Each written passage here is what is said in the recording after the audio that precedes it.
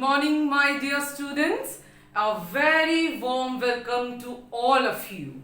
Now, all of you are in class 12 and this is your Shravani madam. Welcome you in my first mathematics class. Okay, children. So, today, what I'm going to take?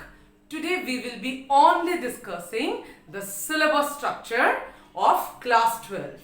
We have class 12 syllabus in our hand through the NCERT textbook. But still, what is important to understand, children? The importance of this syllabus structure now in class 12 when we are going to have the entire book and so many chapters. You are all having two sets of NCERT textbooks, isn't it? And we need to understand the chapter which is given in your NCERT textbook, which chapter carries how much marks. Because at the end of the day, when you are going to get a question paper from the teachers are going to follow the marking pattern, the marking scheme of the respective chapters. So it will help you further to understand, to help you to prepare for the one. Understood, children? So here comes, we begin with the first chapter, chapter number 1, that is relations and functions.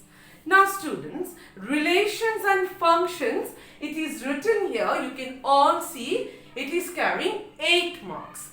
Now, what are the function groups which is involved in the chapter 1? Yes, we are involving the inverse trigonometric function also in this first chapter, that is first group, relation and functions. That means if you are separately looking to the chapters, so that is relation, that's function, along with your inverse trigonometry function, all set will carry 8 marks out of 80 marks of theory paper.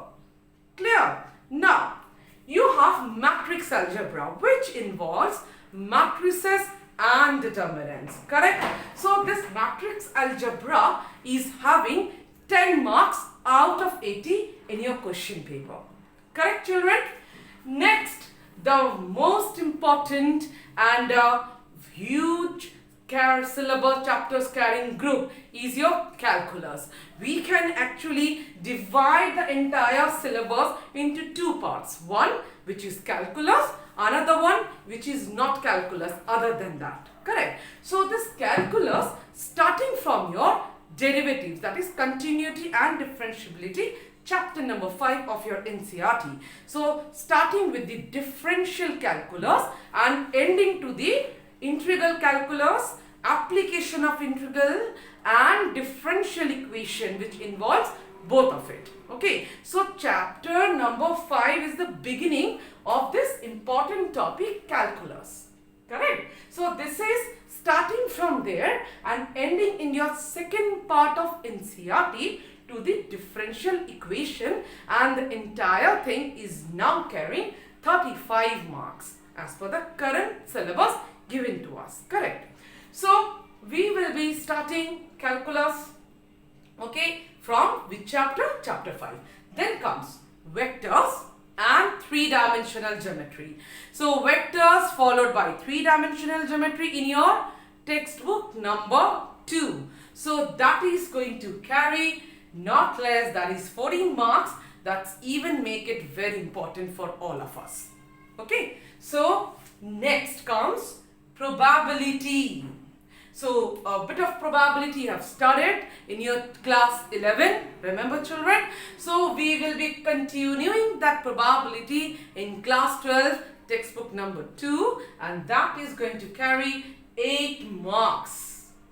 Fine.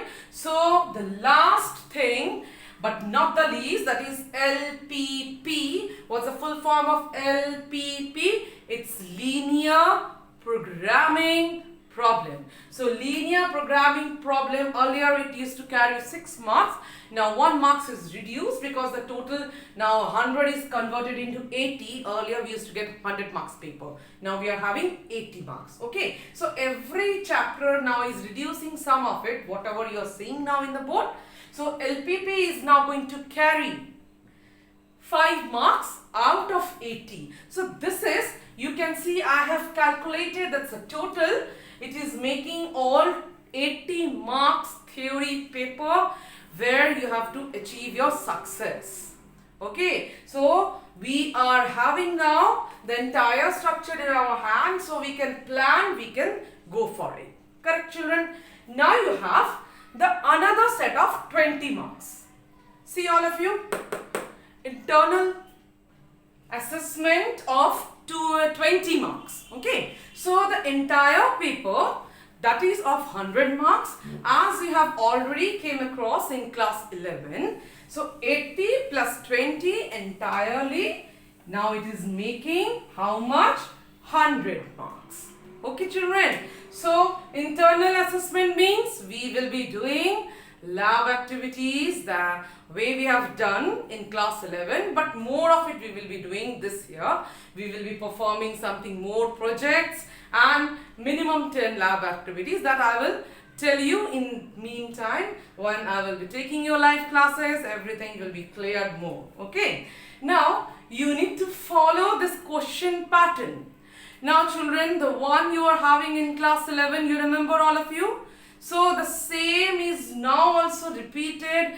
We will be following, we will be keeping in mind this only till any changes are being given by CBSE. So that will be definitely notified to you. So here what we were having, remember, we were having 16 objective questions of how much marks? 1 marks. And a new introduction of new pattern of or new set of questions were there. What do we call them? Case study based problems. Correct. So this year also you are going to have 2 important case study based chapters. So not chapters, based questions. So they are going to come from any chapter they wish to give. So there they have not mentioned any chapter name, nothing. Okay. So that particular part will be containing 8 marks. So 2 case study based, so 4 for each. Understood? Now we have 2 marks questions, and that will be in the count of 10.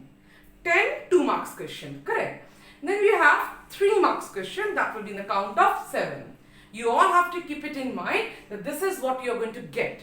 Now 5 marks questions will be there with options, that will be 3 in number. So now children, you see this is again going to make 80 marks.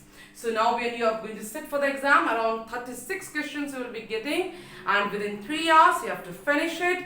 So this is the theory part, and the 20 marks internal assessments will be there, which is even very important. Okay, so that makes your entire syllabus structure. Now what is important next to know is your unit test chapter. Okay, now all of you are having the handout of your unit test syllabus. What is there in the unit test? We have relations, functions, inverse trigonometric functions. Okay, after that we have matrix algebra, and we have a bit of some portion of derivatives. So derivatives what we are having up to higher order. There it is not there, the continuity and differentiability. So in the beginning your unit test will be carrying 40 marks. So this 40 marks involves relation functions involving inverse trigonometry function, matrix algebra, and your part of calculus, that is derivatives, children.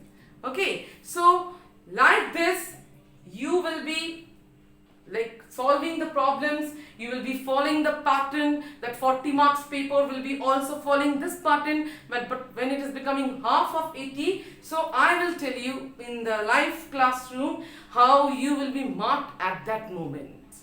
So from Monday we are going to meet in our live classes, and children, this is important to know the syllabus structure. I want you all to keep it in mind. The syllabus of the entire book, the way you are going to prepare, keep this video saved. Later on you will need it to complete it. Okay, so we will be starting from Monday with the chapter inverse trigonometric function. I have already sent you a bit of chapter notes on that. Please do follow that. Please do follow this video and see you soon in the live classroom. Okay, goodbye for today. Have a good day.